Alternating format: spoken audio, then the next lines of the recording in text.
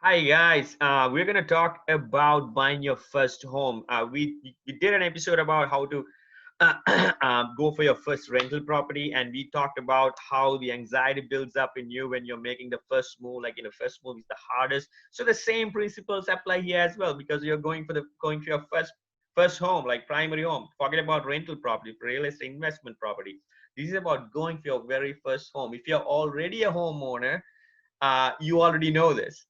Probably you had gone through this process about several years ago. You just went through this, and you know how hard it is, and you know how anxious you were before going for this. So all that, we're going to talk about the do's and don'ts, and everything around it. Venkat, so the floor is open for you. Right. Yeah. Most people actually regret, after in their maybe 30s or 40s, why didn't I buy the home like, long ago? Why I was Right. renting it?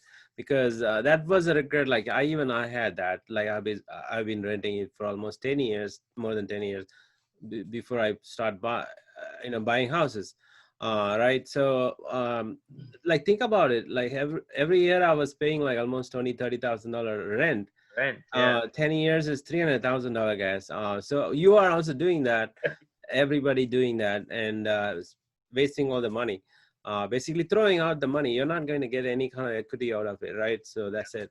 That's why, like, if you have a chance, like if you have even like few $1,000, even 3,000, $4,000, guys, just look for a house, or just try to save all the money to get into a house. It doesn't matter how big the house is.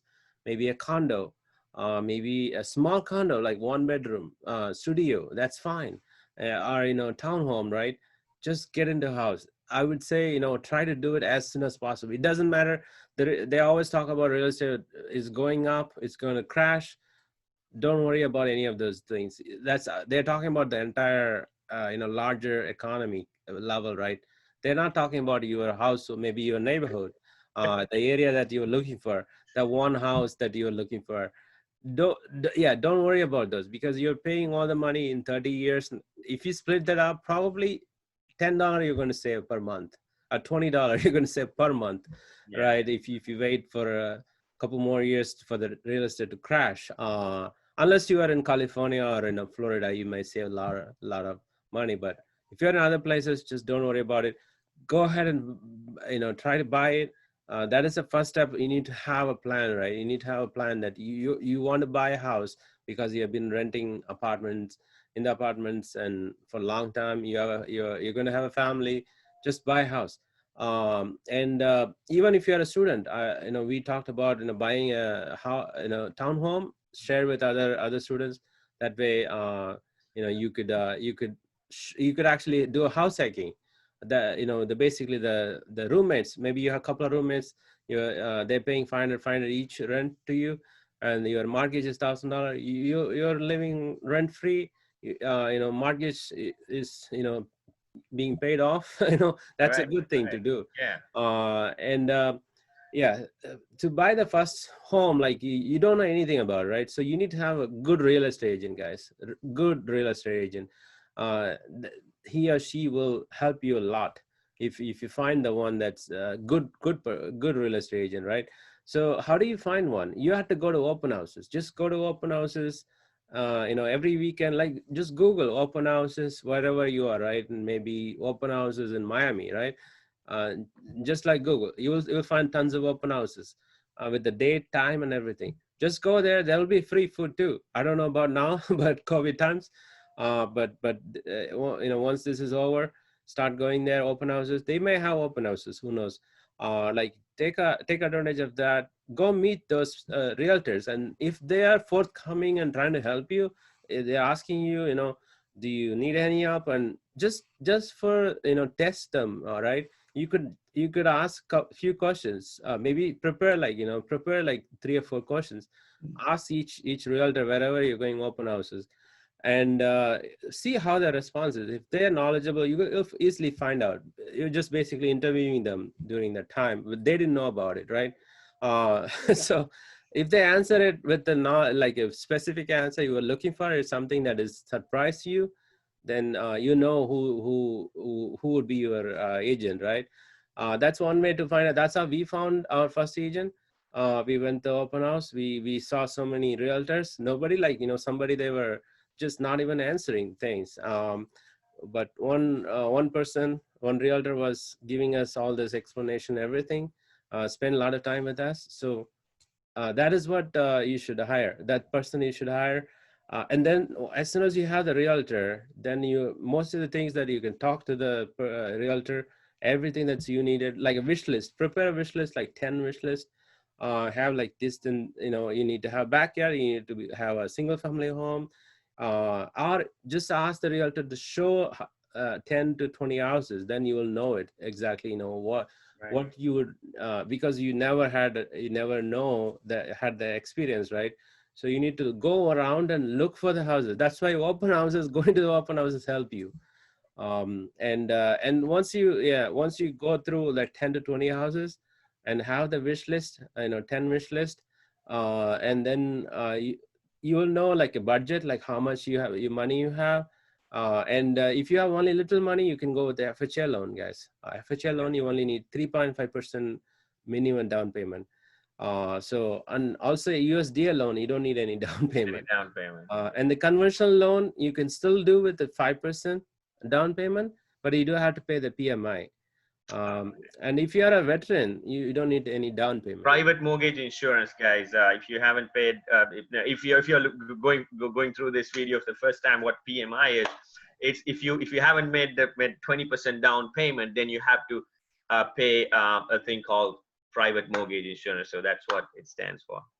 Right. Yeah. That doesn't go that just down the drain, guys. It just, yeah, it's not going to go any principal or interest. So it's just extra money for protection in case if you cannot pay off the house, they will take it back.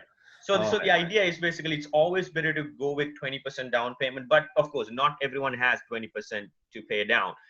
You can either go with 0% down if you go for USDA, or you can do 3.5, and even if you can go for 5% with certain FHA or something, right? If I remember correctly. Yeah, the FHA has only 3.5% down. 3.5, sorry. Yeah, the minimum. So if you're buying like $200,000 townhome, right?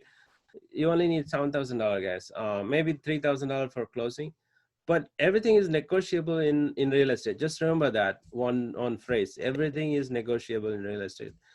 So you could actually ask for, whatever the price you want to pay. You may get it. So once you find, the realtor and all the wish list is done, you look through all these 10, 20 houses, you get the idea exactly what you're looking for. And then mainly, like, you might be looking for a different area, right? You need to narrow down. Do you want to go to north of the city, south of the city, east of the city? Kind of narrow down. Probably you narrow down to south of the city, and then you kind of narrow down to the neighborhood, guys. Just the neighborhood. Oh, okay, there are 10 neighborhoods, good looking neighborhoods. You can use the Google Maps, just street view. That way you don't need to even travel there. Just look through that. And also YouTube has tons of video about those neighborhoods. You can just Google this neighborhood. And once you have those 10 neighborhoods, out of that, maybe you select 2 or 3 neighborhoods with the help of your realtor, right? Then you always look for that neighborhood. Anything comes up, just go and look at it right away, because these days the houses fly right away, under contract within a week. Some of the good houses. So you need to act upon. Make sure you have a pre-approval letter. Pre-approval, that is important. So that basically means that you have to go through the lender, ask for the pre-approval or pre-qualification letter. That basically they will look at your profile and everything, and they will pull your credit sometime, and then look for everything. And then based on that, they'll say, oh, you are qualified. This is the interest rate and stuff like that. And this is the amount up to which that you can go for when you're going for a property. Let's say for an example, like I like to go for a house which is worth 400 grand, but the pre-approval based on your profile, like you said, the lender can only approve you up to 350 grand. So that it's a waste of time to shop around for houses around 400 grand or anything around more than 350 grand. So that you're not wasting time, and what your budget is going to be like, and etc. Right. Yeah, that's a great point. Yeah, that is most important, guys. The money.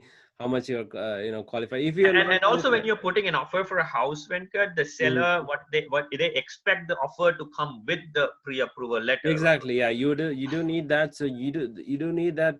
Even with working with a realtor, they might ask you to, before even start working with you, they might ask you, are you pre-approved, right? Yeah. That means basically, have you went through the process? If you're not pre-approved, that the whole process, they're going to show you the house, and you're not going to get pre-approved for any money. That means that you're, because your credit history is poor, Yeah. that's you cannot buy a house. So that is why that's a first step. We should have told you guys that that's the first step, but just remember that now. And yeah, once you have that, the realtor will help you to find the house and then narrow down the neighborhood and the area and everything, and then find the house. And you just go through the process, the paperwork, and there's a earnest money deposit, there's a due diligence money. Due diligence money is basically like, you go through and look at the house and make sure all the, you can inspect the house with the inspector, and then everything looks good, then you can go to the next step, and then finally closing, guys, with the attorney. You basically close it, and you get the key, and then you have the house. Boom, boom. So that's those. I mean, very. We try to limit it to 10 minutes. I don't know if he ran over, but we really hope that you learned something new or refresh. We're able to refresh, like I always say. If you have any questions, please do let us know. Then we're going to be happy to help you guys, because we know what goes through your mind when you're going for your first house, because we've been there, and probably you already have been there too. There's some of you who are watching, and lot of risk, lot of anxiety, like I said. So anything to help you guys to go through this process, please do let us know. We'll be happy to help. Thank you so much, Venkat. Do you have any unless you have any Yeah, final yeah, thoughts, we are good to yeah. go. Yeah, thank you, guys. All right.